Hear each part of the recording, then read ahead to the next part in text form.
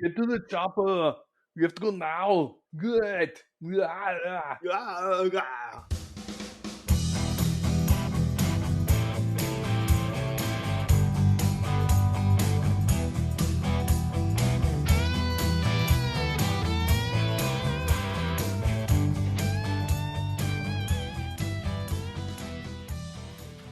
Hello and welcome to the 14th episode of Cinema Decon, deconstructing and overthinking the movies of our younger years. My name is Steve, and on this podcast we will revisit the movies that we keep in the back part of our minds as flawless masterpieces, untouchable by any criticism, and hopefully they stay that way. Join us as we rewatch a randomly selected movie from our list of 300 plus from the 80s, 90s, and 2000s. With me on this journey is my co-host, a man who will air arm wrestle you anytime, anywhere, Aaron. How are you tonight, Aaron? I am hanging in there, Stevesy. Been a busy couple of days around here. I'm just glad to be back on the mic for some more movie mischief. Yeah, absolutely. Also kind of thrilled for this episode. We're joined by our very own producer, Bud. Well, hello. Yeah. Pay no attention to the man behind the curtain. Yeah. That's what they always say. Because he's invisible. But has graciously accepted the role as a producer in the booth to help us out with the editing and get more episodes out to all of our eager listeners. So what we do here at Cinema Decon is a rewatch of an old movie with the hopes that they're still as good as we remember them.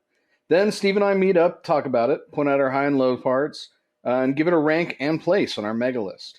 Before we watch our target movie, we first record our memories and recollections of it, then proceed to go and watch said movie. So far, our memories have been both perfect and completely wrong at the same time. Today's movie is the 1987 film Predator, directed by John McTiernan, starring Arnold Schwarzenegger, Carl Weathers, Bill Duke, Jesse Ventura, and Shane Black. Thank you goes out to Jamal Milton for sponsoring this episode with a generous donation. You can request a movie yourself. Just go to www.cinemadecon.com and click on the cut-in-line movie request to get your movie in there. All right, Aaron, what do you remember about Predator? All I remember is it was damn near a perfect movie. It is very quotable, obviously. Get to the chopper. You have to go now. Do it now. If it bleeds, we can kill it. Yeah. Good old Carl Weathers, Jesse the Body Ventura, obviously the Governator himself. Technically, there's two governors in this movie. Yes. Yeah. Or, well, two future governors. Future governors, yes. Yeah. And a future bounty hunter.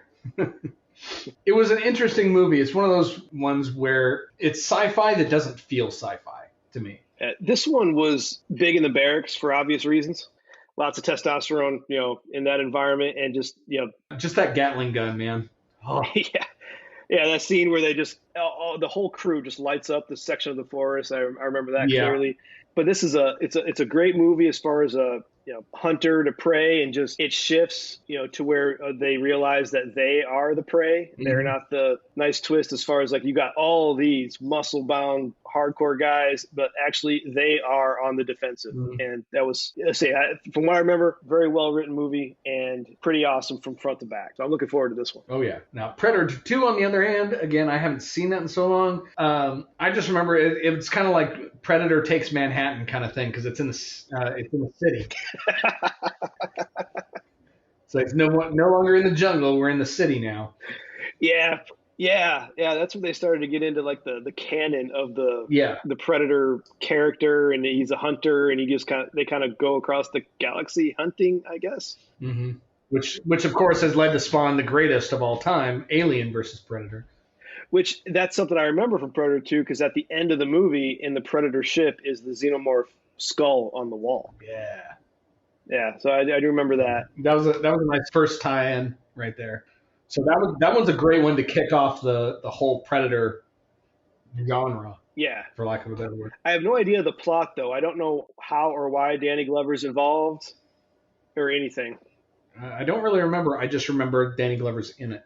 Yeah. I do remember one scene where the Predator's like hurt and he has to patch himself up and he screams. That's like all I really remember. That and the end scene. Was that in Predator? I remember that scene. Was that Predator 2 or was that Predator 1? I am 99% sure that was Predator 2. Okay.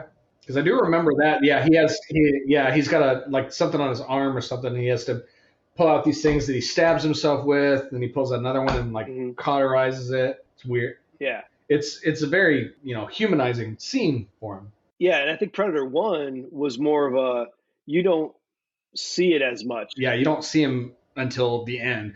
Yeah. The heat vision is about the closest you get to him, and that sound, that it throws up whenever you get to the heat vision, that's just like an iconic sound now.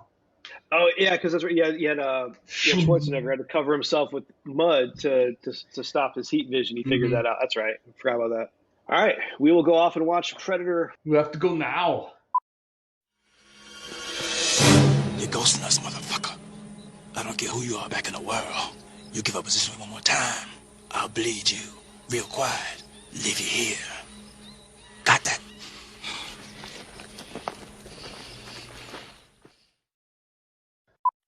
And we're back.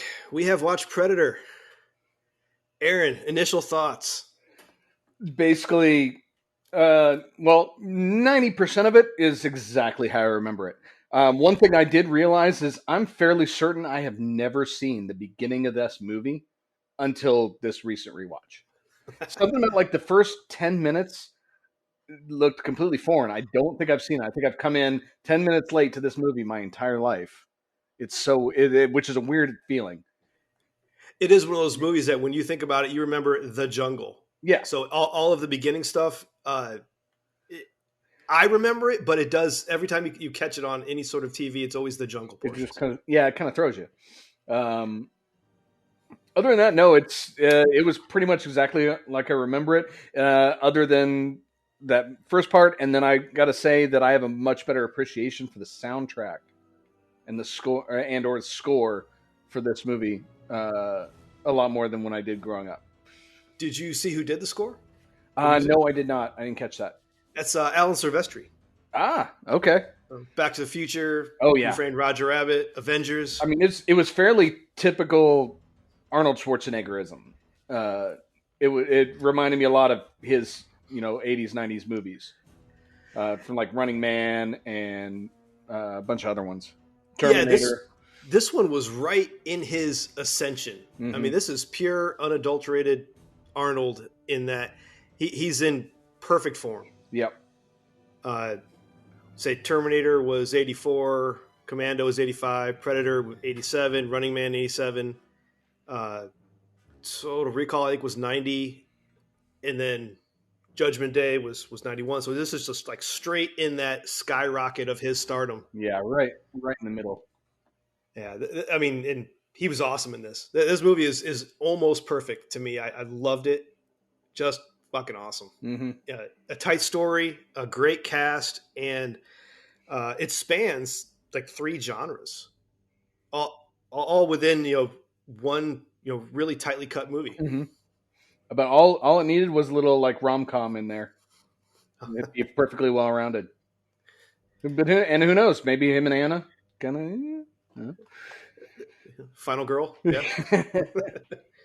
Yeah.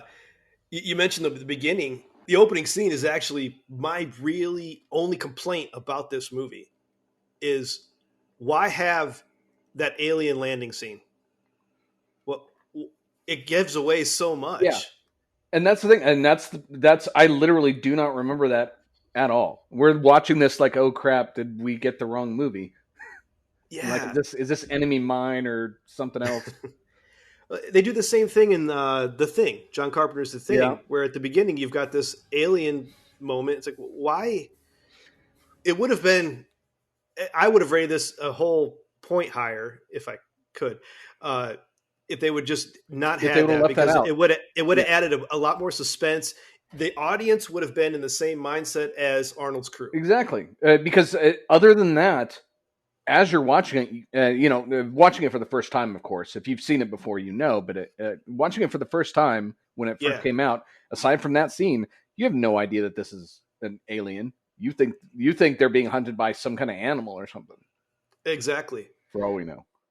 It would have added a lot to the story and in the to the lasers. They could be sharks with freaking laser beams attached to their heads, though. That had to have come from the studio with just, we don't understand what's going on. You need to add something at the beginning so us, dumboids can understand the plot.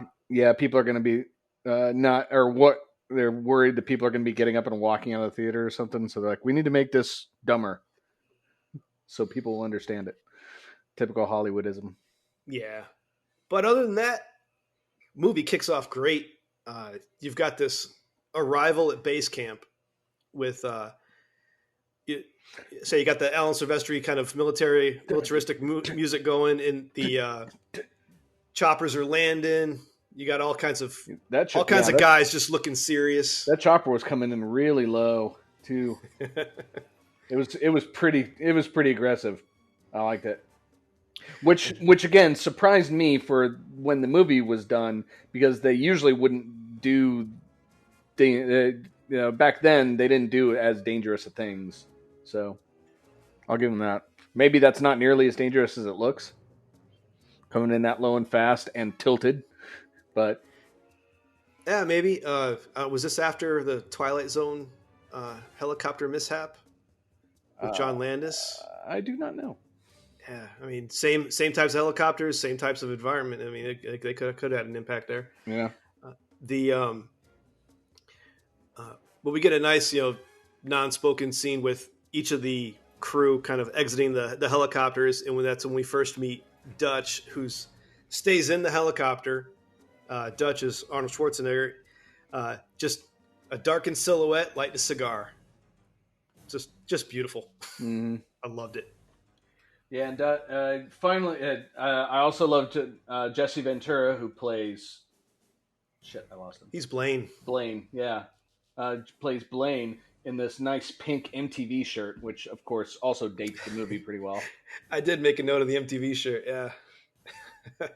Complete with the Moon Man and everything, I think.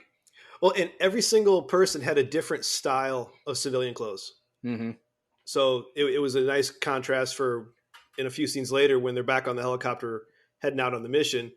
But they're each unique personas without even saying a word yet. That's just good writing.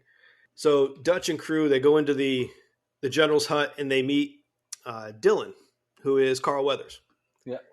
Carl Weathers is an old teammate of Dutch's who works for the CIA now. And we get the origin of one of the greatest memes on the internet. Yeah. The hair arm wrestle. You son of a bitch. Boom. Snapshot. Yeah, there's people out there that know that meme, but have never seen the movie, I'm sure. Mm-hmm. And hopefully we're describing it well enough so people know what we're talking about. If you don't know what we're talking about, watch the movie.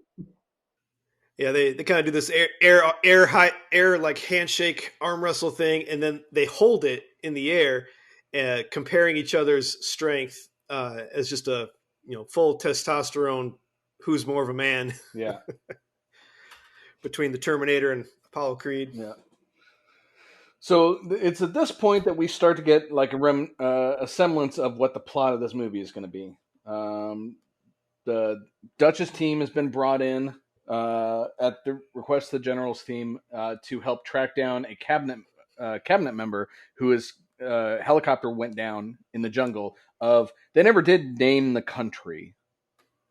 Are we to assume it's supposed to be like Colombia? It's Central America. Yeah. Because there's a brief map and it just kind of shows, I think, Central America. Yeah, so there's a cabinet member, air quotes, that was they basically lost. I don't know if I don't recall if he actually said that the helicopter went down at this point or if they just got lost. I think they said they lost contact with a chopper that had that diplomat on board. Because it's hostile territory and they can't legally be in there. So he's pitching it to them as a rescue mission. Yeah. Because Dutch and his crew of elite soldiers, they apparently have morals, and they say, we are a rescue team, we're not assassins. But you can tell Dutch is already kind of suspicious. Kind of wary. Yeah. But the fact that that Dylan is there and Dylan's the one selling it to him and he's an old friend, I think that kind of smooths it over a bit, at least for now.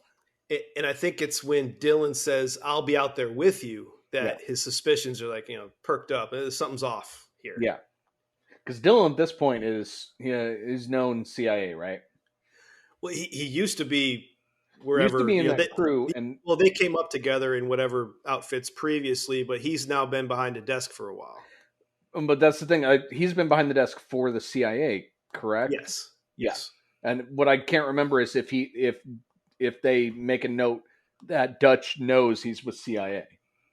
Because you know Oh, how they it is do. with CIA. They do, because he makes fun of his tie. He's like, "This is what the CIA's got you dressed as That's now." okay. Yeah, I couldn't remember that. Yeah, they just throw it out there real quick. So yeah, when he comes in and says, I'll be out there with you, that does kind of perk it a bit because you don't do this anymore, and you're a desk guy. Why? I kind of understand from Arnold's perspective. Yes, I can see him being here as a liaison to introduce the general and whatnot, but not to actually participate.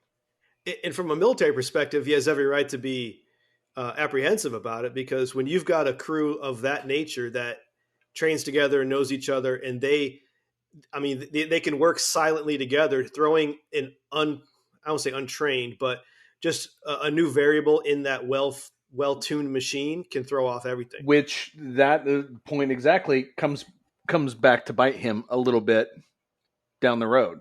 It does, yes. So it was good that they factored that in. They brought that into it. So, but they do accept the mission, and then we get to the next scene, which is them back on the chopper with a big ass '80s boombox strapped to the wall, blasting out some "Long Tall Sally" from Little Richard. I mean, all it's missing at this point is John Cusack holding it up. Yeah, there you go. He would have been out of place. Just a poster of John Cusack taped underneath. Wow, that'd have been perfect. And this is where we get the first comedy act, or attempted comedy act, from was it Hawkins? Yeah, because we get to meet all the people in the crew now. Yeah. So I think we meet kind of Blaine, Jesse Ventura, who's got a big old thing of dip in, spitting all over the place. He's spitting on Carl Weathers' shoes. Yeah. And he's offering it to people, and no one's accepting it.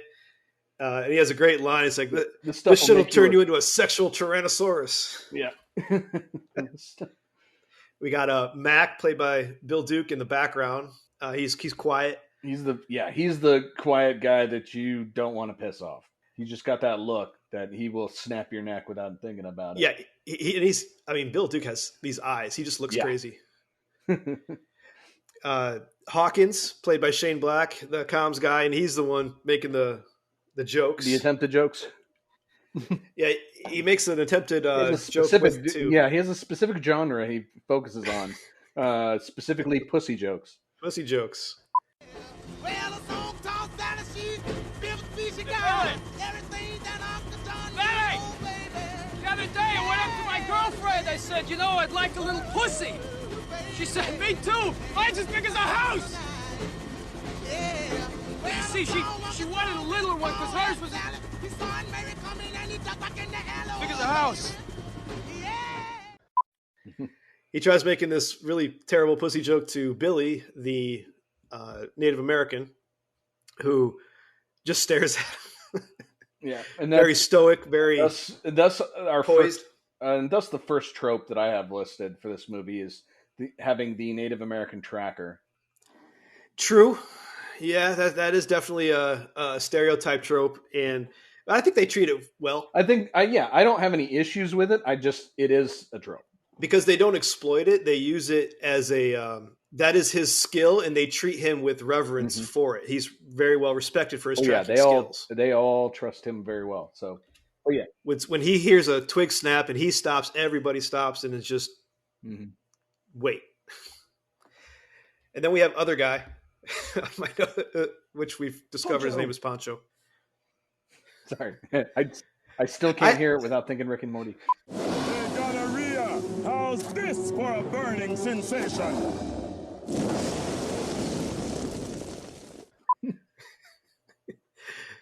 I feel bad. I have this other guy like 5 times in my notes because I kept forgetting his name.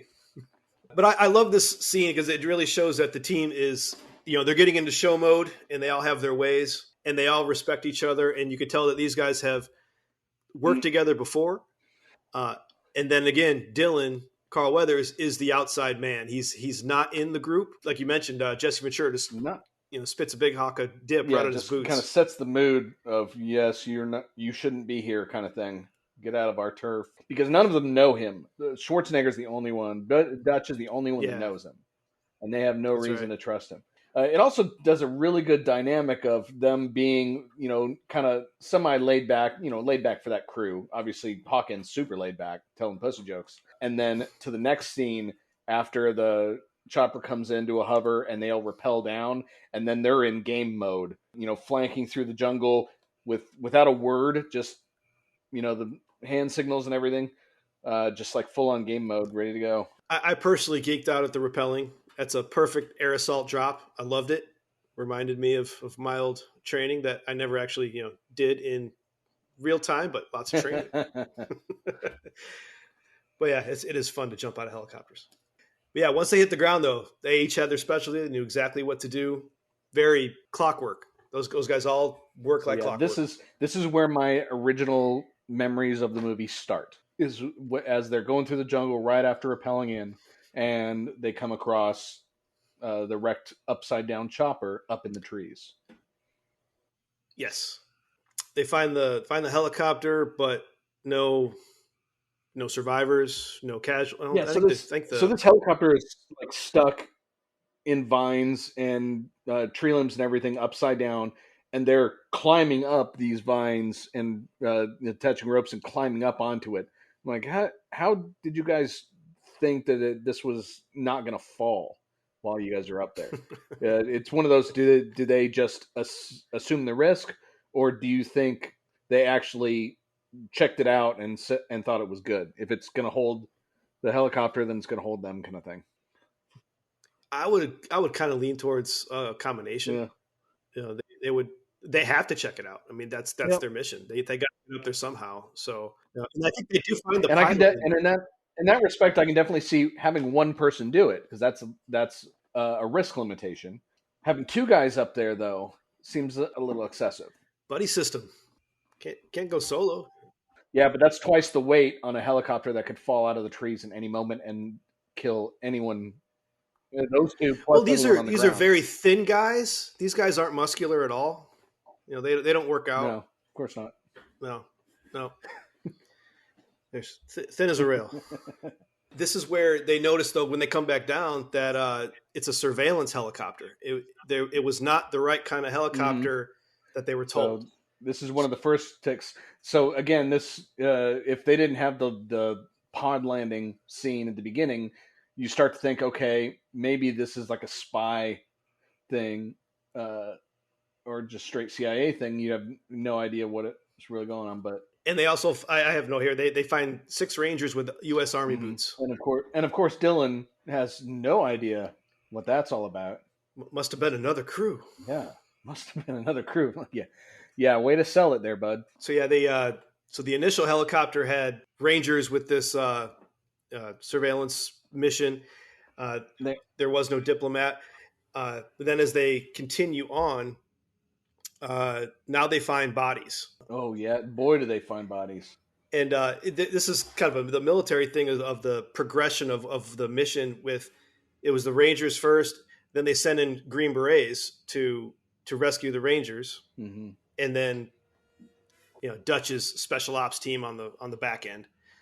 But it's just kind of interesting. Rangers first, then the Green Berets, then the rescue team. But yeah, so several Green Berets were found hanging and skinned, and Dutch knows them.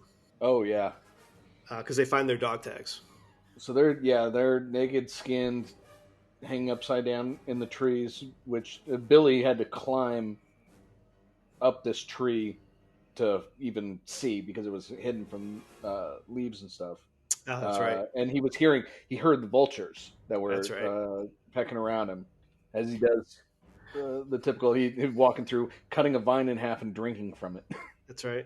As we all do when we're out in the jungle. Yeah, so, and then Dutch confronts Dylan. Dylan is saying, well, you think you guys were the first ones we sent in? This was my crew. These were my guys that I sent in to find that helicopter first. So now they don't have a clue what's going on yet. Yeah. But Billy does make a good note that there was a firefight there, and they fired off in all directions. Yeah. Which is weird. And there's no tracks anywhere. And this is when Old Painless gets pulled out of the coffin. Right up. Oh, the Blaine's minigun. Old Painless. as they start to move on, we get one of my favorite lines in the movie, which is from Bill Duke, where he creeps back to Carl Weathers and he goes in a whisper, he's like, "You're ghosting us, motherfucker. I'll bleed you real slow, leave you right here." He's like my favorite character in the movie, really. So Bill this Duke. is about the time when we get our first view of Predator vision. You get that, Right. you get that heat vision sound, and then the blue field. Pretty good for 1987, I think. Oh no, I'm sure the newer Predator movies have done it much better, but I want to. it's I'll like give the credit for opposite end of 1987. like the Terminator vision, which was about that same sound with a red. Whenever you watch like Terminator or Terminator 2, this was it in heat vision mode, which was cool. Mm-hmm. I'm curious as to our next movies we do if the heat vision point of view gets a little more crisp, a little clearer. I'm curious how that goes. They're on the warranty plan. Next up, we get a fantastic scene of the enemy camp is found. And again, we don't really know the enemy, just local rebels, enemy. Whatever. Stereotypical, Sandinista, something. But it's really a great scene. It's all explosions and everything a army guy like me loves. And I like the precision and execution of the team. Even Carl Weathers, he's a participant in it, and he knows the hand signals. He knows the proper way to take this base, even if it doesn't necessarily go as planned. On Arnold kind of improvises a bit. Yeah, that was a little weird. But Blaine and Bill Duke, they come across some claymores very silently, and they take those out. And then they take out a couple guards and give hand signals back. Dutch creeps down in a low crawl and gets up there, sees everything from the ground level, and decides to call an audible and lifts a truck. Yeah, they had this truck operating as their generator that was up on stacks. It had no back wheels. The rear wheel was replaced with a pulley to generate electricity. Yeah, so he throws some explosives on it, and then goes all full Arnold with the muscles and just lifts it up off the ground. Yeah, picks it up, walks it a little bit forward off the toast, and just drops it. So the wheels catching will just send it flying toward one of the buildings. Shock and awe, just like they did in Desert Storm. Need to clip that scene and just put the Team America song over it. America, fuck yeah. This is where we get our first couple of Arnoldisms, where he's like, stick around and knock, knock. So they take this base through, explosions, firepower, and just all around Americanism. Yeah. Pretty awesome. But they leave one alive who just so happens to be an attractive woman. Of course. Yeah, this is our first look at the minigun in use too, which was just a beautiful thing. Yeah, you could tell Jesse Ventura was having fun with that. Oh, yeah. Mowing him down. Some of the guys try to get away in their chopper, and that does not end up very well for them. One thing I've noted is pretty typical for action movies in this genre is they're not holding their weapons right. No, yeah, at all. Arnold's basically firing an M16 from the hip. I think all of them were. I mean, maybe one or two of them were firing them properly, but. Yeah, they're all firing from the hip. They're all throughout. And I got this note for the awesome scene in the jungle. But weapons don't jam in this world. No, the amount of ammo they expend without any jams is just a damn miracle. The amount of ammo they have, as well. Also true. We do see them reload, but the amount of excess ammo that they have available is unlimited. Maybe they found a video game crate there at the compound. Yeah, I'm thinking it's the same people that made the Warthog, because that gun never ran out. We get a great line from Blaine though. I ain't got time to bleed. Yeah, and then the appropriate response: do you have time to duck? and then he blows up the shelf up right above them.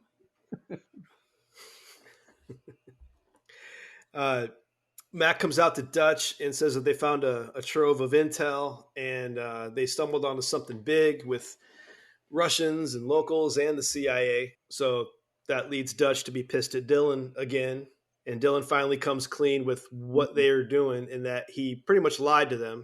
So this was an assassination mission to clear out this, what's the word I'm looking for?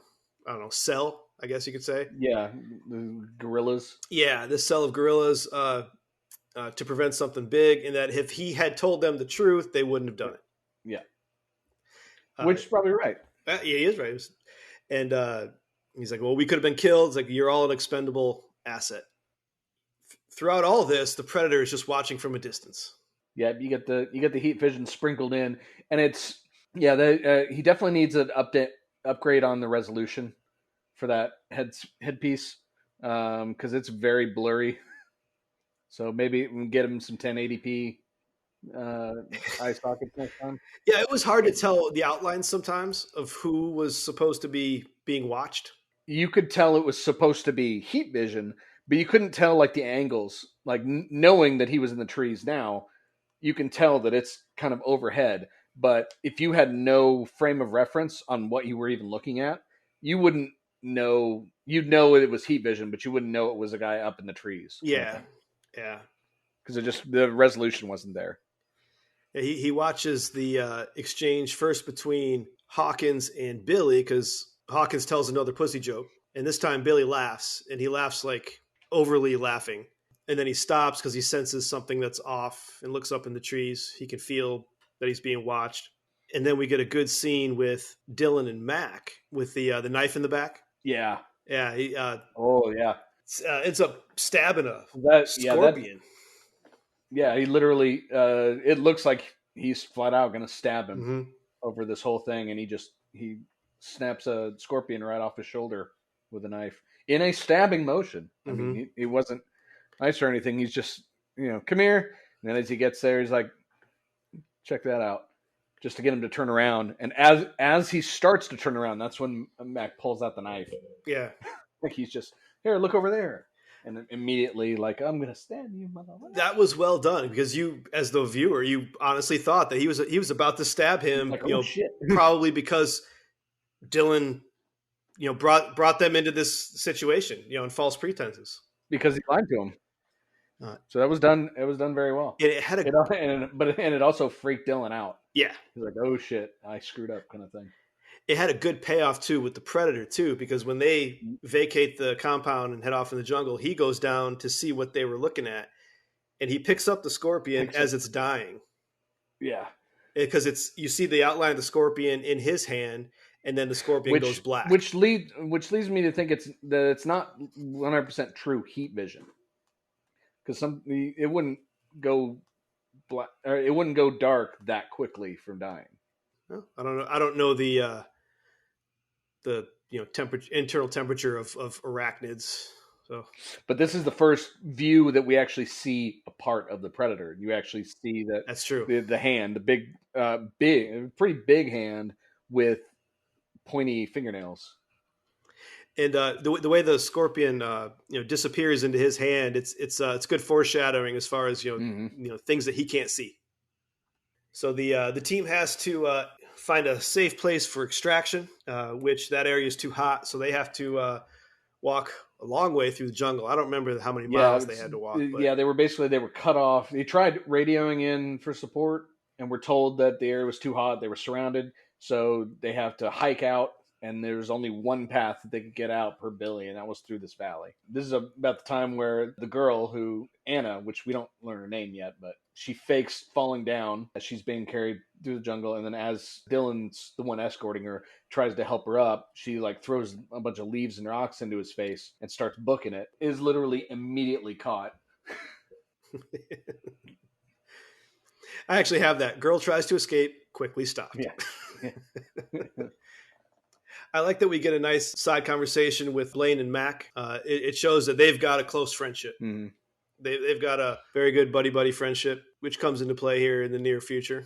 And then Billy, who is still sensing that something's off, this is where he gets that moment where he stops in the middle of the single-file trek that something's in the trees. Yeah. He's actually staring right at it, but he Yeah. can't see. And at this point, we can't see either. We haven't seen that yet.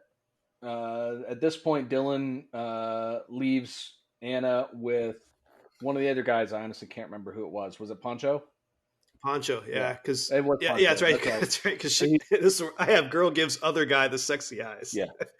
Poor And Poncho. as she's doing that, she picks up a log and smacks him with it. Starts running, of course. And it's Hawkins. Hawkins tackles her. Poncho starts running after, and I actually have in my notes Hawkins, so I had the wrong name. But Poncho runs after and catches him. Meanwhile, we see. No, you're right. You're right. Hawkins races to recapture. Okay. She hits Poncho. He's down. Oh, right. Hawkins, Shane Black is the one that runs after her and tackles her. Okay. And and while this is while the chase is happening, we get little peppered shots of the Predator watching this chase. So he's following them. And so he's actually watching, two armed guys, one unarmed girl, and watching it go down, and seizes on his moment to start his takedown of the 1x1 and drags Hawkins out into the jungle and kills him. Yeah. This is the first shot of the active camouflage. Yes, it which is. For 1987 was really cool. Yeah, I liked it. For, like I said, for 87. They did it very well. I thought that they did that well. That kind of set the tone for what active camo looks like in every other sci-fi. It does, yeah. Because I think this was like one of the first, if not the first, to have something like this. I read how they did it with the different shots, but I forget the technical details of it. It went above my head as I'm not a filmmaker. The girl's in shock, though. She says the jungle came alive and took him, which doesn't make sense to anyone. Mm-hmm. This is when they start going after him and they find entrails. Yeah. And it's like, is it I found something or someone. Is it Hawkins? I can't tell. Like, oh, that's kind of chilling. I don't know. Yeah, because they say this doesn't fit the MO of a normal enemy kill that they're fighting. Yeah. This is all odd to them. I have a note here is that I feel for these guys in the jungle in 87. They're using the same tactical gear that I was issued in 98 to 2000. That stuff sucks. It's bulky. It's hot. It's all just terrible, but they're all wearing it. They're all using it. So it does work. So at this point, this is when the team splits up to try to find the rest of Hawkins's body. And while they're doing that, the camera pans up and shows Hawkins strung up like the other bodies, not skinned like the other bodies, but strung up because this was a quick. Mm-hmm. He had to get him strung up and then leave. Didn't have the time to do the full skin. Yeah, that's right. So it's a long tracking shot. It follows the blood trail all the way up the leaves, up the vines, till you get to the body. Now we have Blaine venturing into the scene with his MTV shirt there in plain view. Mm-hmm. And what did he name the gun? Old Painless. Old Painless, that's right. Poor Governor Ventura, he gets shot in the back with a laser. Quick death for him. But Mac is there quickly, and he sees the outline of the Predator. Yeah. And he starts firing just blindly into the jungle. The rest of the squad hears that. They come running, and they all just start firing blindly in the same direction. Mac runs out of ammo, picks up Old Painless. He starts firing with the minigun. Yeah, they pretty much emptied the entirety of an ammunition depot. This week's episode is brought to you by Gary's Freedom Emporium and Bait Shop. Come on down to Gary's, where we've got 3,500 square feet of pure, unadulterated liberty and justice for all. Free night scopes and silencers for the first 100 customers each day. Gary's Freedom Emporium and Bait Shop, where you're guaranteed to run out of targets before you run out of ammo. Into that one section of the jungle really fast. It's a great scene. And it lasts a good minute. Yeah. Nothing but fire. And they're reloading, too. Because they got like 8-round clips of the M16s. They're just firing off just 8 rounds and boom. It's funny just how much firepower they shoot into that jungle. Mm-hmm. It's crazy. So after that's all done, this is when they finally check out Jesse and notice that the shot wound is cauterized and there's no shrapnel in it, which of course, because it's freaking laser beams or whatever, plasma or something. It's the blaster. And we also, so the girl also sees the day glow blood on the leaves around there. Yeah, that bright green blood. Was she like wipe it on herself or something, or I think she like keep some of it? touched it with her hands and brought it up to her face, but that was about it. Within a matter of minutes, they lost 2 key members of their team, and it hits them hard, especially Mac. You know, they say nothing on this earth could have lived through that. Mm-hmm. You've got Dutch saying lines like, "I guess we're all expendable," and then good old Billy, "We're all gonna die." That night at camp, Mac is losing his mind in grief. He's like talking to the moon. He sets up tripwires with the claymores and then sits there swinging from his cantina, mourning Blaine. Yeah, that's right. Yeah, he's like kind of drinking to his friend. Yeah, it really hit him hard. You know, they were old friends. Yeah, definitely shoes in the fact that they were real good buddies. We then get to the first scene without the active camo on Predator, where we show him doing his repairs. That's right, yeah. So he comes in, he disengages the camo, and then starts pulling out tools from this little kit to fix his wound that he's still bleeding from. Is that where he yells? Does he do like a as he's healing himself? Does he? I don't have that in the notes. I remember there was a part when he finally stabs himself with something and then just really loud. I think that was it. I think that might be when Billy says we're all gonna die. But yeah, that night though, all the alarms and tripwires go off, and Mac goes nuts, attacks the intruder. Turns out it was just a gigantic boar. Oh yeah, he goes to town on that thing. Yeah, he's off the deep end at that point. But they basically, with him doing that, the whole crew basically left Anna in the camp alone. That's right. To come out and find him. When they finally come back, they realize, holy shit, she's probably gone. But no, she's still sitting there, which kind of gives them an idea that she is scared to death, whatever happened. Yeah, she's terrified. And Blaine's body is gone. Yeah. So the Predator, without a sound, ended up taking Jesse the Body Ventura out of there. Yeah, and they're not seeing any tracks or anything. And this is when they realize how this happened, that he's not coming on the ground. He's coming in from the trees. Yep. Yeah, Dutch speaks out loud that they are now the ones being hunted. That's what I was saying, that the movie kind of has several different genres. You know, it starts off as a military action flick, and then it changes to a horror survival before it eventually kind of takes a leap into sci-fi. Mm-hmm. You know, and it does this seamlessly, all very well cut. Yeah. But this is where we also get the girl. Dutch says, no more games. Tell us what you know, and she speaks clear English, which means she's smart. Yeah. She reveals that she knows it's wounded because of the blood, which triggers the wonderful Arnold catchphrase, "If it bleeds, we can kill it." Great line. Instead of just trying to get away, though, now they decide to make a stand to trap and kill what's hunting them. Yeah. We have the montage of setting up the claymores in the mines. Because you gotta have a montage. I literally have that in my notes. And they're even doing old school, like, hunter traps. Yeah, the old, shaving down sticks. And like, all it was missing was a cardboard box with a stick and a string. I mean, I would have paid good money just to see that. Human ingenuity. Yeah. As they're sitting there waiting, Mac is doing this very weird, stoic, dry shave thing. Yeah, dry shaving with a Bic. And he stops halfway down his cheek and just purposely cuts himself, pushing really hard into it. It's such a great character note on it, though. It's really... Oh, yeah. It works for him. It does. Dutch steps out to use himself as bait, and the Predator eventually trips one of the traps, does some crazy gymnastics to get out of it, and his camo starts to fault out. Yeah, I was going to say it. Yeah, he gets tripped by by a net. Yeah. The net pulls him up in trees. You can see him. He starts firing out of the net to try to get away, and it finally, 4 or 5 shots, I think, finally breaks through. But that's when we see the camo start failing. And we got Poncho gets hit with a great big log. So and how he survived that gigantic log hitting him, I don't know. But now they've got the trope of the one injured guy in the crew that they got to take care of. But Mac, in his craziness, he runs after the Predator. He just takes off solo. Oh yeah, he's on. And Dylan runs after him. Mac appears to be having a nervous breakdown. Yeah. Dylan basically cruises up and tries to find him and basically gets grabbed from behind by Mac just to keep him from making a sound because Mac's already laying there staring through the trees watching. Yeah, he's hidden. He's like, he's right there.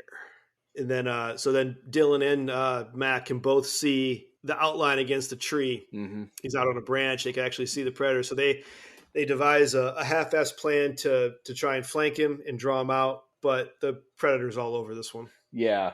So Max starts crawling through, and then all of a sudden he sees 3 red dots on his arm. That classic predator target system now. Oh yeah, that's a trademark now. He turns over, and the 3 red dots move to his forehead, and it's good night, Irene. Yeah, I mean that's a gruesome death scene for Mac too. That plan failed spectacularly. Oh yeah. At this point, Anna basically tries to go for a gun, thinking, "Oh crap, I need to defend myself." And then this is when Dutch realizes she wasn't harmed because she was the only one that wasn't armed. Oh yeah. So he kicks it out of her hand, kind of thing, and explains it to her. That's right. And Dylan, Carl Weathers, he decides to hang back and self-sacrifice to buy them some time so that they can get to the helicopter. And he has a pretty good death scene. This one was weird because this goes back. I forgot to mention there was a scene earlier where the Predator is sitting around like going over replay of recorded audio from the team. Mm-hmm. So he's got a couple lines from Mac that he was playing over and over again, and you're thinking, okay, he's trying to learn about his prey. It was the word "anytime." I remember from when he stabbed the scorpion. Yeah, he's like Dylan says thanks, then Max, anytime. And he keeps repeating that one. Yeah. But yeah, as Dylan gets ready to attack after Mac gets blown all the fuck, Predator starts playing Mac's voice back to him. Yeah. During that thing. So Carl Weathers gets his arm shot off. Oh yeah. And then impaled. It gets shot off. It's still shooting. He's still pulling the trigger on the ground. I don't know about the medical action of that being plausible. Would that be a trope? I don't know, because I can't think of anything else where that specifically happens. Yeah, nothing comes to mind, but it's got to be somewhere else. I mean, the trope would be getting shot and firing straight up in the air as you fall backwards, kind of thing. Not too many of literally blowing off arms. But then he gets impaled. And yeah, but the biggest thing is like now here he is with no arm. He's got an arm blown off. So he literally grabs his other gun with his other hand and tries to swing around, continue fighting. So I'll give him that. He redeemed himself though. I mean, he brought them out there under false pretenses, but he gave them time to get away ish. So now all we got left is Dutch, Anna, and Billy, and the injured Pancho. I will say that for a missing limb scene for Dylan, that was very good for the 80s. Yeah. That looked very good. So props on that one. So now they get to a big kind of a creek crossing with a big log over it, and Billy decides it's his turn to make a stand. Yeah, I'm done running. Fuck this. Basically takes off his shirt, draws his knife out, slices his own chest, which you then see Predator vision scene of it, where the wound on his chest shows up differently, which is cool. Nice touch. But then Billy's killed off screen. You just hear a loud scream. Oh, and this is when Anna tries to pick up a gun again, and Arnold kicks it out of her hand, and we get to the chopper. Classic scene here, yeah. Get to the chopper. You have to go now. Good. Yeah, Dutch actually gets shot. He gets shot like in his gun. Mm-hmm. His gun gets shot out of his hand. He gets blown back. He's on the ground, and that's when he yells to Anna and Pancho, get to the chopper. And no, get to the chopper. Yeah, and he starts running through the jungle because now he's unarmed. He doesn't, or he's relatively unarmed. He gets away and falls into the river. Yeah, he slips and goes over a cliff into the water. He falls in the water, and then you see him swimming out of it. And as he gets to the end, you see a splash. That was cool. That was cool. That splash was really neat because I had forgotten about it. Yeah. So it kind of comes out of nowhere, and you get that sinking oh shit feeling. Yeah. So that just happens, and that again, very good effects for the 80s, Right. pre CGI. So this freaks Dutch right out. So he starts crawling out of the water as quick as he can. He just happens to be in the buddy section of the shore, and it basically cakes himself in that mud. And he hides like under some tree roots and stuff, and just hopes for the best. Yeah, I think he's honestly expecting that this is it, and this is when he realizes the predator just ignores him, and he puts two and two together. He picks up the mud, looks at his fingers, like, huh, it didn't see me. Now, is this the first kind of like extended time we see the predator? Because I mean, it's always fighting scenes before, but when he gets out of the water and like his camo zaps out. Aside from the repair scene, yeah, I think this is kind of the first time we see him kind of standing and just looking all badass in his armor. Yeah. I mean, other than the repair scene, but that was not as which big. in the vein of like Jaws and other things, it's cool when they have a great villain that you really don't see him in full like that until the final battle. Yeah. I mean, we're now in the end game. I mean, if it were me, I would put in a complaint to the active camo department about waterproofing, because obviously that is a big problem. I'm assuming he wouldn't have gone in if he'd have known that. He would have gone around maybe, but he did go to a rain forest. Yeah, which it never rained, thankfully. Maybe if it rained, that would have like literally kept killing his camo. So that'd be interesting. That'd make for a funny scene with him sitting under a poncho, pondering life. Yeah, Predator with an umbrella. You just see the floating umbrella through. Bright yellow umbrella too. That's what I want to see. Hunting in the rain. I'm hunting in the rain. So now we get the setup for the final battle. We get a bit of another montage of Dutch creating more traps, and he creates his own bow and arrow, some spears, all these things. And we get a shot, and I don't know if you took this the same way. We get a shot of the Predator like looking at his skull trophies. Yeah. And I think that he knows that the only one left is the alpha. Mm-hmm. Like he like these trophies aren't enough. He wants the final one. Yeah. For sport. Got to catch them all. Yeah. And we basically also see him get that skin by ripping the skull and spine out of one of the bodies, very Sub-Zero style. Oh yeah, that's true. As I was watching, I literally yelled, "Finish him!" So when Dutch is ready for his battle, he covers himself with mud again. And so I have a quick note. So one thing we pointed out was so you're going through this montage of Dutch going through completely caked in mud, building a bow and arrow set, sitting right next to a giant campfire. It's small. That's a small campfire. He doesn't build the big one until he's ready. It's small.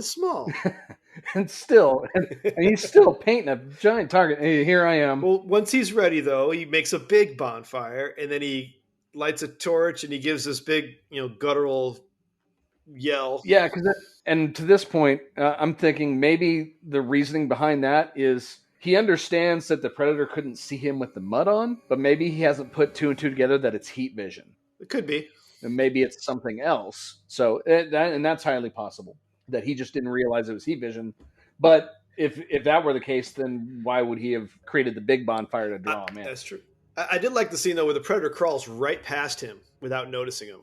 And then, as he's sitting there in the... in his ambush. No. You're talking about the second... yeah. Yeah, waiting for the Predator to come to his ambush. Mm-hmm. Yeah, he's on a tree, and he's like hugging a tree or something. And and the Predator literally crawls right past him, and he notices the camo, offset. You see his eyes shift to the Predator being right behind him. Yeah, because the whites of his eyes with Arnold, that's what you notice, and it's this cool scene. Yeah. And then Arnold gets a couple shots on him, and Predator fires blindly, but now the Predator's camo no longer works. Mm-hmm. So they got almost on even ground. One thing another note I have right before this that I totally forgot was the little scene where right before he lights the fire to get Predator's attention, we see him taking his laser sights and heating up his arm blades. Oh yeah. Like they start getting bright red, which is interesting because they weren't heating up Mac when he was shutting them. This must be a different setting. He turned it up to 11. They were set phasers to the stun or kill. I do like the scene where explosions in the background and you got the Predator standing out on that tree limb, and it's just a great wide silhouette shot, kind of slow motion too. They drag out the cat and mouse game quite a bit. Lots of explosions, back and forth shots. I think at one point Dutch is like throwing sounds elsewhere so that the Predator will fire and he can trace his location back from the shot trail. But eventually Dutch falls in the water, the mud washes off, and now the Predator can see him. Wah, wah. But doesn't kill him. The Predator knows. I mean, you can see him scanning Arnold Schwarzenegger, realizing that this is the ultimate human. Yeah, he's sitting there basically wanting to play with his food at this point. Yeah, it's like he takes off all of his armor, takes off his helmet, which is just awesome. Oh, yeah. Beautifully done. Basically giving this, I can take you without all this. He sees, you have no weapons anymore. I don't need mine. I can still take you. But say even with like you could say some janky camo and heat vision special effects for 87, their Predator, the makeup effects, the armor, I mean, flawless. Just the moving tendrils and everything. That was very, very well done. Yeah, so he wants to go one-on-one with Arnold now. No, it goes into the Captain America, I can do this all day, ego trip, and just start kicking Arnold. He does. He just punishes him. He's obviously physically superior, super strength, everything. Dutch tries going under, basically crawling away, goes under the trap log, and then stops, basically waiting for the Predator to follow him underneath the log so he can trigger it to follow him. And Preddy, as I've got him written in there, I just call him Preddy. He goes right up to the end of the log and stops because he's put two together, starts looking at the log and everything. I'm not entirely sure if he actually realizes it's a trap, think he does. Or if he just doesn't want to take the chance. He thinks this might be a trap. Well, he had already gotten caught in one trap before, so he knows that they can do this stuff. And that's a good point. He knows they can make traps. So he stops, examines the log and everything, and then walks around it. And you're thinking like, oh, well, there went your entire plan. Yeah. But Dutch, being the smart American he is, has a second trap set up. Yep. Plan B. Pretty much gets a log dropped on him, more or less. Yeah. Don't know how Schwarzenegger had the time or the resources to set that one up. That was a big log. That's that must be in the extended edition montage. Yeah. Director's cut. Gotta love those montages. You're able to do that kind of thing. If you're going to storm Kim Jong-il's palace single-handed, we have to make you a complete soldier in very little time. How are we gonna do that? I think I know just what we need. The hour's approaching to give it your best, and you've got to reach your prime. That's when you need to put yourself to the test and show us a passage of time. We're gonna need a montage. Ooh, it takes a montage. So, and Pretty's still kicking at this point, but not doing so well. Dutch literally picks up a rock and is about to just slam into him when he basically stops and sees, it's over. Yeah. There's no point in doing that. What the hell are you? With the Predator saying that back to him, what the hell are you? Which has so many layers to it. Yes. Which did you look up who did the voice for the Predator? I thought they were just played back recordings. Well, they actually have an uncredited voice actor doing the Predator voice. Oh. And it was Peter Cullen, a.k.a. Optimus Prime. Oh, okay. So one thing is something I never knew until watching this and seeing it in the list. It's not Jean-Claude Van Damme. So Predator, instead of just dying, he decides to go out with a bang and sets off his armor's self-destruct mechanism. So Arnold looks down and sees the alien letters that appear to be counting down, and not just the countdown. What adds to it is the pre-recorded laugh from Billy. That was a nice morbid touch to that. So self-destruction, big explosion, smoke clears. Dutch is alive. Chopper approaches. And it's the General and Anna and I'm assuming Poncho. I don't remember if we see Poncho. I don't remember if we see him or not, but yeah, we do see Anna. See Anna and the general. Which, why in the hell would the general be on that helicopter?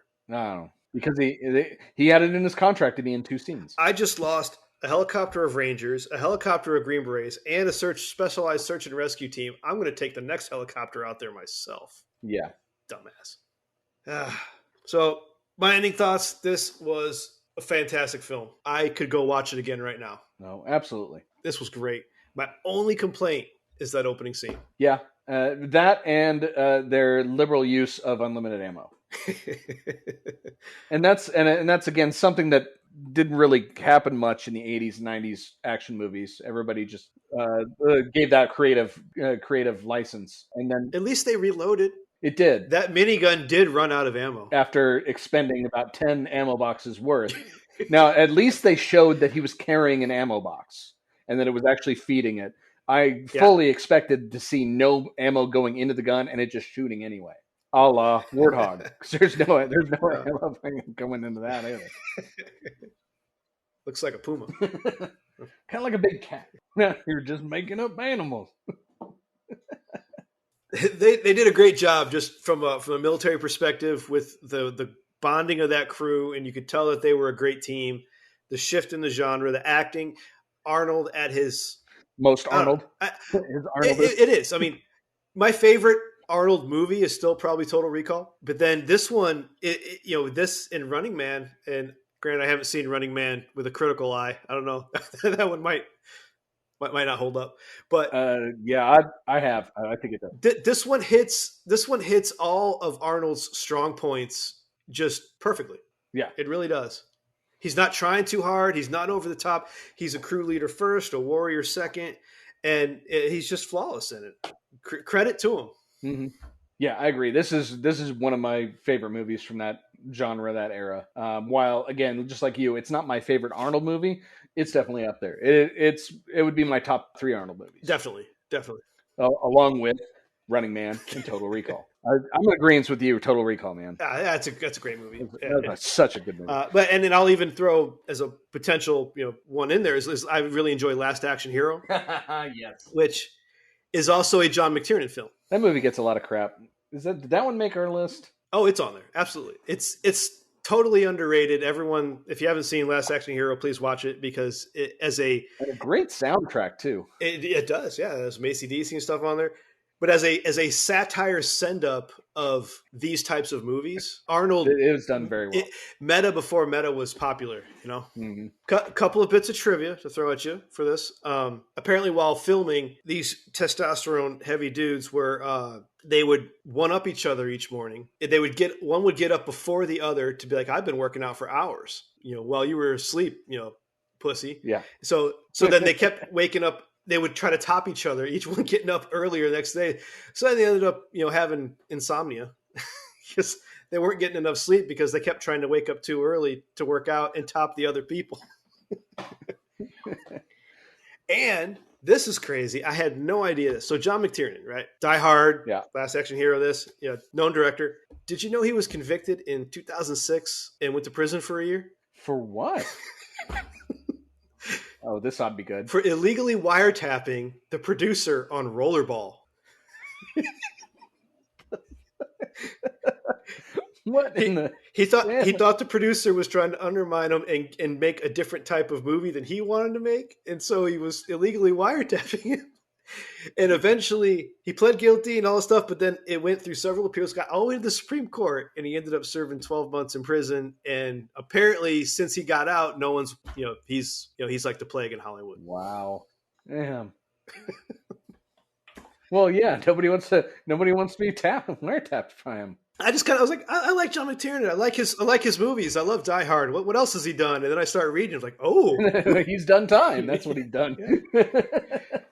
Apparently in prison, he wrote a sequel to the Thomas Crown Affair, but no one would make it. Are we sure it wasn't just his own escape? Yeah, it was his own thoughts and dreams. How to get out of his minor security camp. He was writing an instruction book on how to get him out of jail.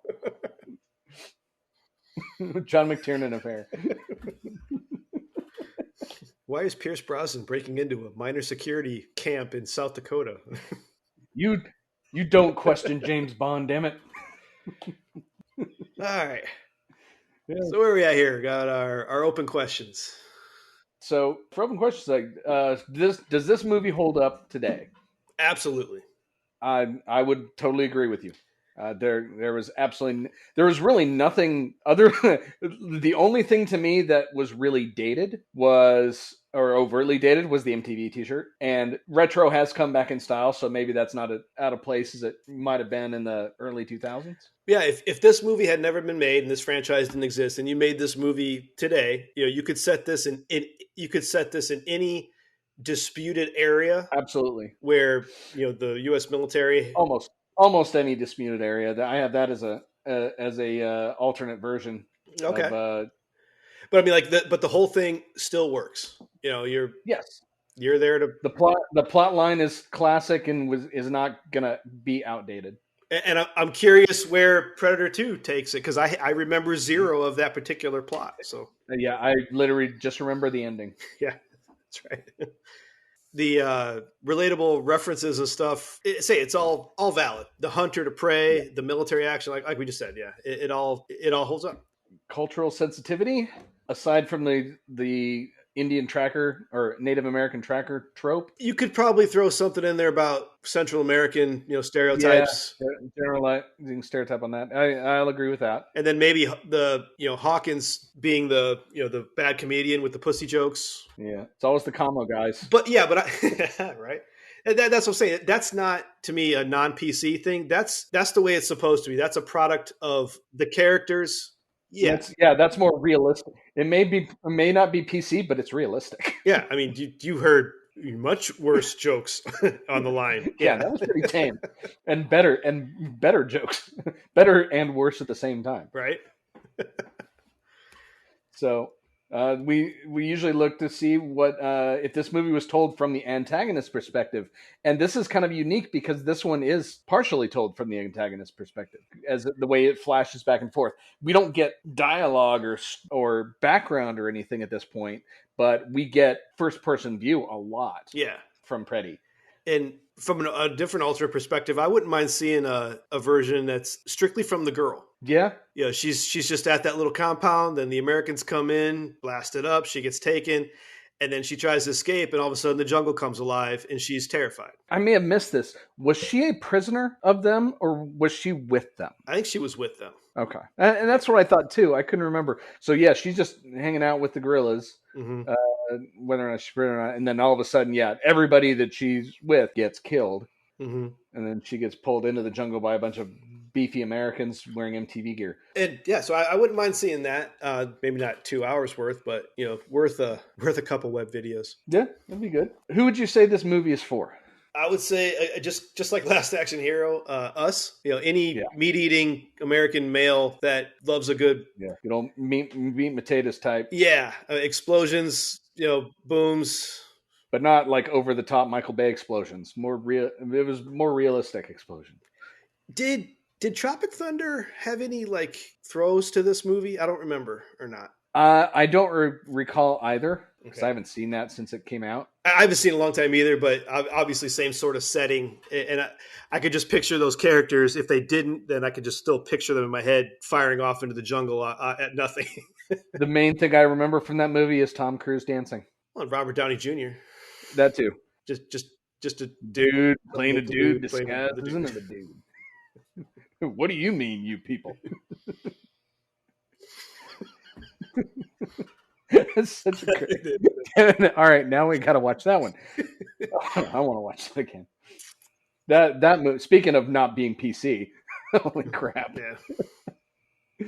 So let's see. Where do you think these characters are going to be in 6 months of the year? You think Arnold is retired from the military at this point? Has opened up a bed and breakfast in Vermont with Anna?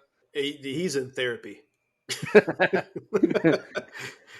He's just sitting in a bathroom somewhere, 7.62 millimeter, or he's in a room. Full metal jacket. He's in a room staring at Will Smith and Tommy Lee Jones.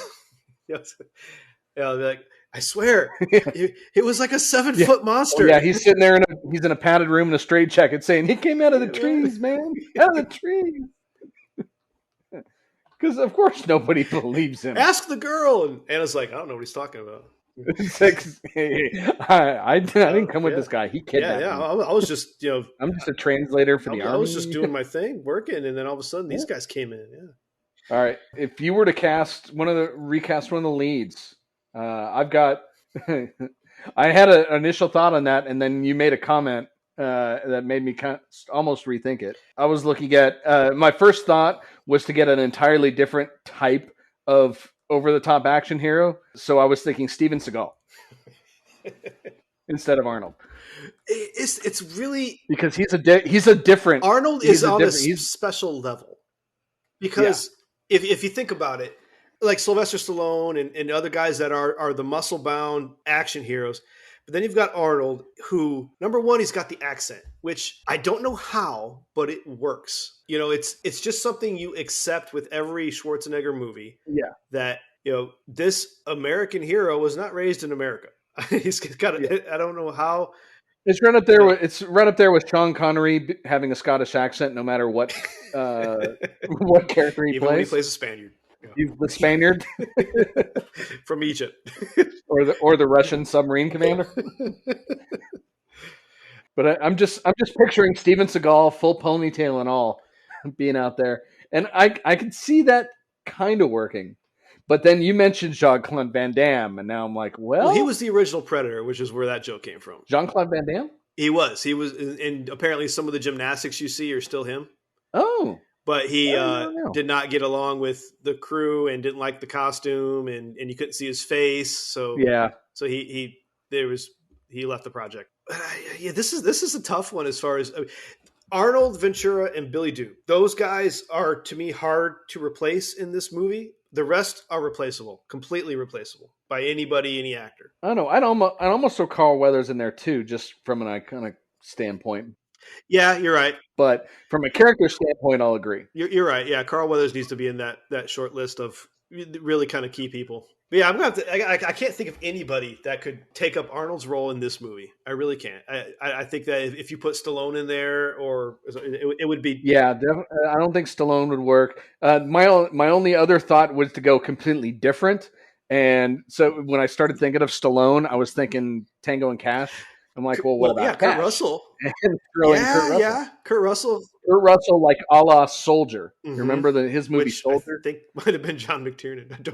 Don't quote me on that, but it might have been. So that him or like Stargate Colonel, not necessarily Overboard, but or Cash. The say during '87, man, that was right around Tango and Cash, wasn't it? I think that was.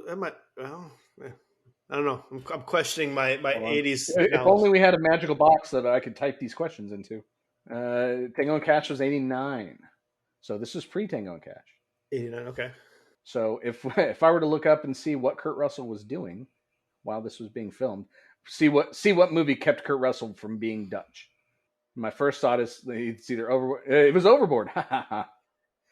Or Big Trouble in Little China was 86, Overboard 87, Tequila Sunrise 88. Okay. He literally has a movie a year. Dating all the way back to 80. Not bad. But I digress. So, what would you like to see a different version of this movie? So my thought was, it goes back to where you were saying you could almost drop this today in today's zone into any conflict area, except it has to be a conflict area with trees for it to work really well for the Predator. I don't see him dropping into middle of Afghanistan and being able to work that well. That's a good point. But you could throw it in anywhere South America, Central America, Africa. Well, Europe, the Balkans, obviously Ukraine's going on right now, but yeah, with the desert. Well, but when you get into Afghanistan, you got a lot of mountains, you got a lot of ruins. You've also got a lot of landmines already there that you have to walk around. Drop them into North Korea. That would be interesting. Yeah. Into the DMZ. There you go. Ooh. I'd watch that. Yeah. It'd be like his own American Gladiator type show. See if he can dodge all that. Well, and it goes in with the next question of would today's technology change the movie? You know, they've tried. It just all the remakes and all the different attempts. We probably would have gotten a little higher def heat vision. And then I took a different approach to this. I took a non-meta one with what if the army or what if Dutch's crew had today's technology, such as like NVGs, and stuff like that. Well, and that's what I don't know if they would have brought them with them, but that's what makes this movie great, especially towards the second half, where you've got he's fighting with homemade bow and arrow, fire, and sticks. It's man against alien without the technology, and that's part of what makes the movie really good. So the technology, I could see them having it, but it needs to be ruined somehow. Like somehow the active camo also covers up his heat signature kind of thing. I can imagine like how it should have ended if it was today. Predator 1987. You got Hawkins with a UAV handheld. You're like, oh, I see the problem. Hold on a second, boss. yeah. Dutch and his crew were all in San Diego, running UAVs and just bombing the entire place. You got Hawkins be like, oh, I see him. Wait a minute. Boop. Ha. All right, he's down. Pussy. Roll credits. All right. Now, would this be appropriate for your own kids? Send the hate mail, but my son and I watched this together, and he loved it. He had tons of questions, both about the Army and aliens, and I love his questions. They're great. Did you write any of them down? No. It was a bit ago, but he enjoyed it. It's not like a 3-hour, Lord of the Rings marathon or anything. So this was hour and a half or so. He was able to sit through it, and it kept his attention. The death and everything didn't bother him. It was all within context of the show, and he loved it. Cool. Which was nice. It was good to watch a movie with my son. He's getting into the good movies. All right. So now we have a new segment on our show that we discussed for a while and decided to kick that off on this movie. And this is a recast of the movie with the Muppets. Rules for this segment are going to be there must be one human is rule number 1. Rule number 2, Beaker must be in every cast. Absolutely.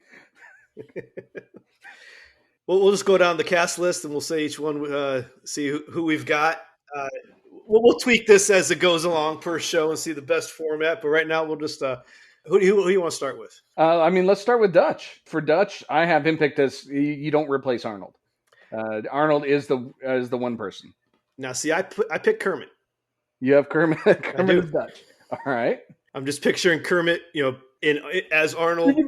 We can kill it. Saying those lines, firing the M16. And also, and this goes into my Dylan, I have Dylan as Miss Piggy. So that when they do the handshake, it's those two. Now, see, I have Dylan as Dr. Teeth. Okay. This picture. Okay. I could see that. What about Blaine? Good old Jesse the Body Ventura. I have Fozzie. I have Sam the Eagle. I think I did at one point, but I picked a better one for Sam Eagle, I think. Okay. But yeah, I just picture Fozzie holding that minigun with the hat. Waka waka waka. Yes. And to me, it's just Jesse Ventura's like blank stare throughout the entire movie matches so perfectly with Sam. To me, if you were going to replace him in anything, he would be Sam. If he was turned into a Muppet, that's what he would look like. What about Mac? What do you got for Mac? I have Ralph. That fits, and I think I did at one point too. I changed that out with Gonzo. Oh, see, I have Gonzo somewhere else. I could just picture, Dylan, aka Dr. Teeth, being grabbed from behind by Ralph, who's already laying in the bushes. See, now I was picturing Gonzo going to Miss Piggy. You make any more noise, I'll cut you. I'll make you bleed. All right. So for Billy, who do you have as Billy the Tracker? Beaker.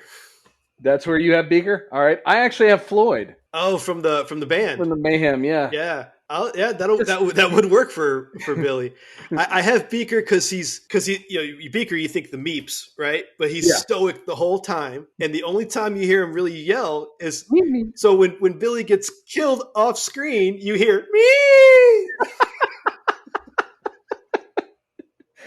I like that. So I had Beaker as Hawkins. I just pictured Beaker trying to tell all his jokes, and instead of them being bad jokes, it's just that nobody else can understand them. That is good. That is good.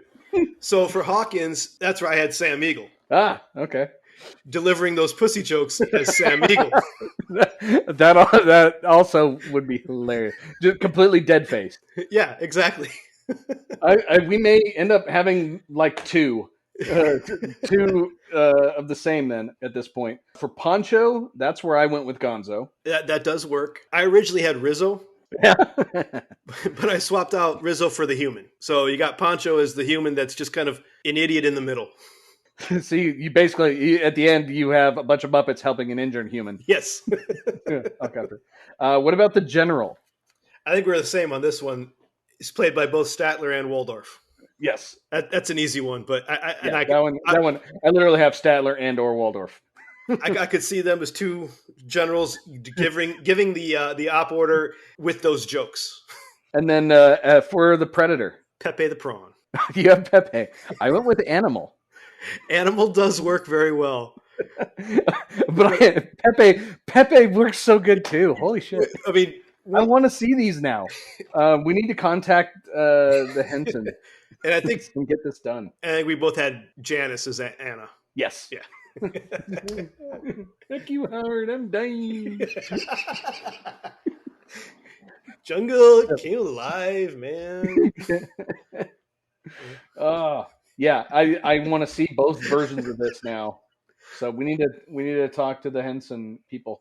If you guys enjoyed that new segment, let us know, and we will maybe go in reverse and do some mini episodes and Muppet cast our past episodes as well. Oh, yes. It'd be interesting. All right. Let's see. Any final movie thoughts you want to partake before we go into our ratings?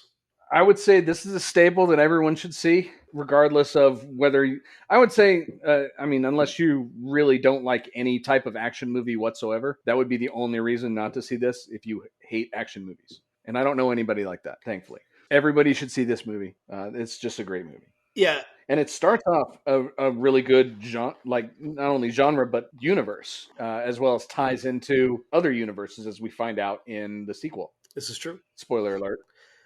Yeah, you're right. This is if someone says, "Oh, I don't like military movies," or "I don't like action movies," it's multiple genres, and there's really to find someone that doesn't like action, horror, survival, or military movies, all of them, they can go watch the Lifetime channel. As far as I'm concerned, if you like any of those genres, you should watch this movie because it just kicks ass. It's a great movie.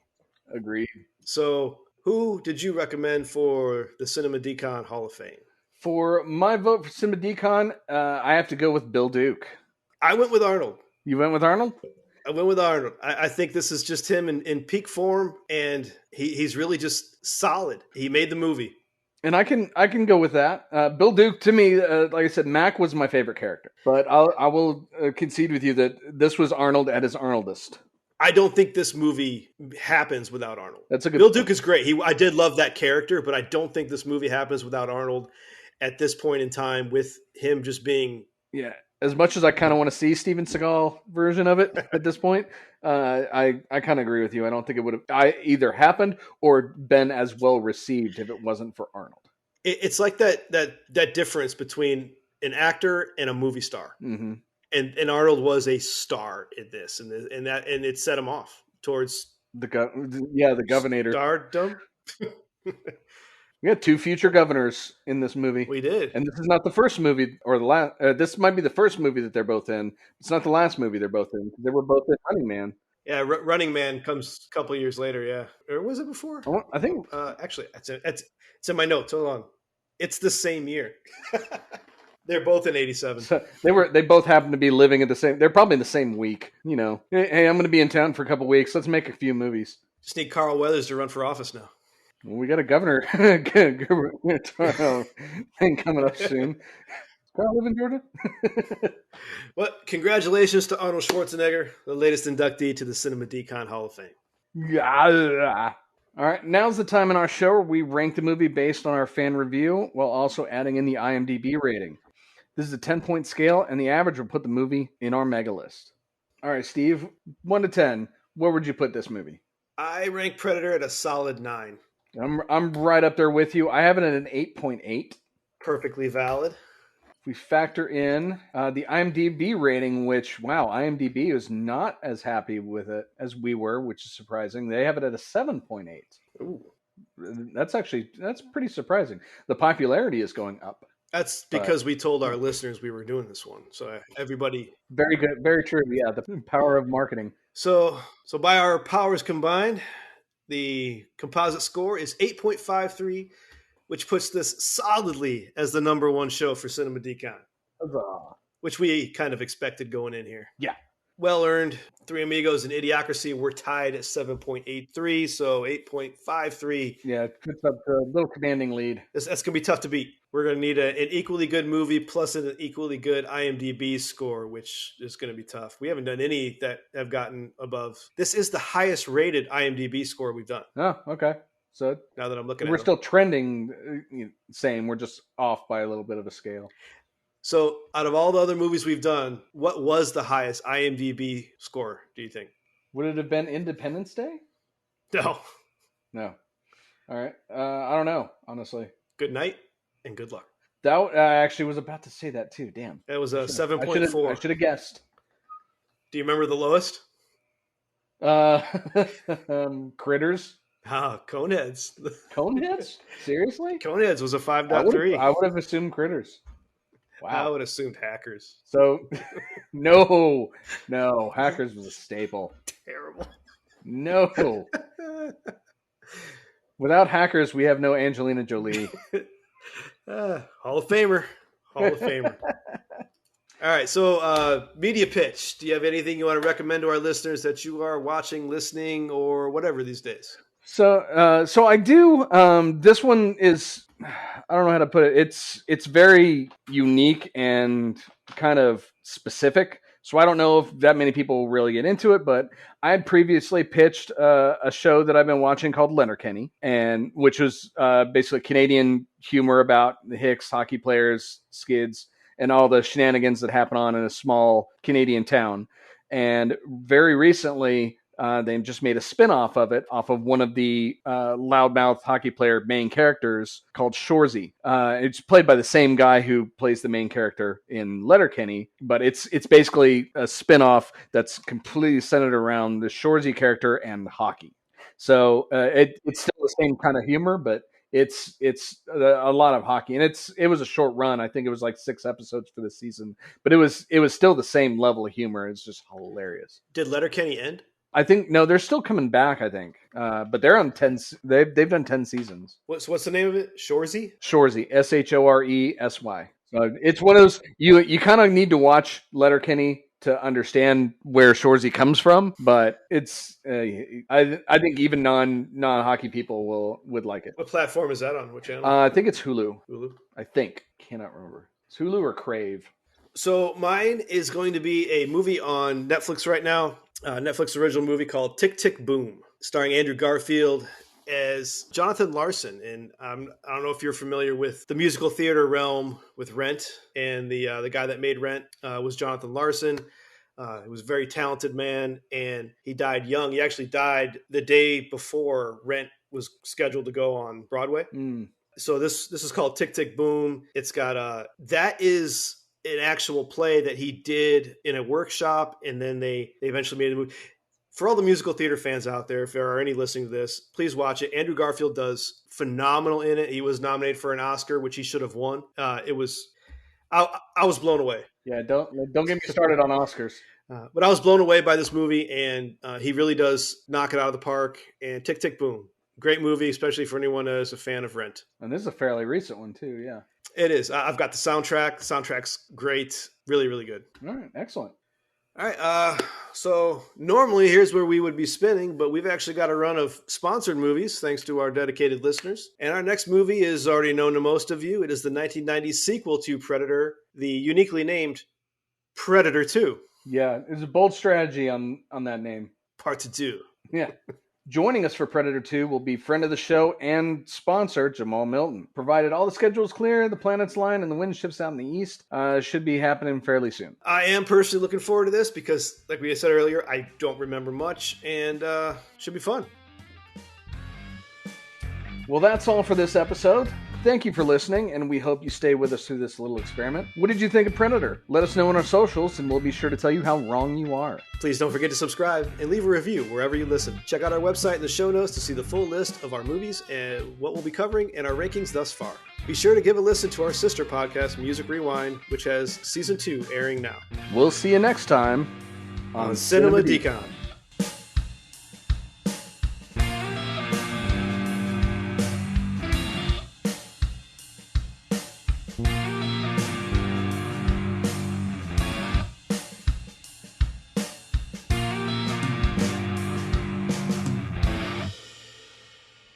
Insert previous pre-watch segment.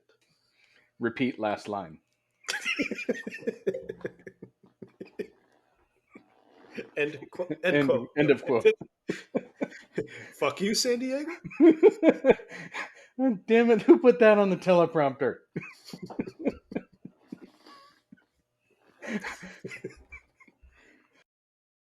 A podcast from the Sidereal Media Group. Back to you, anchors.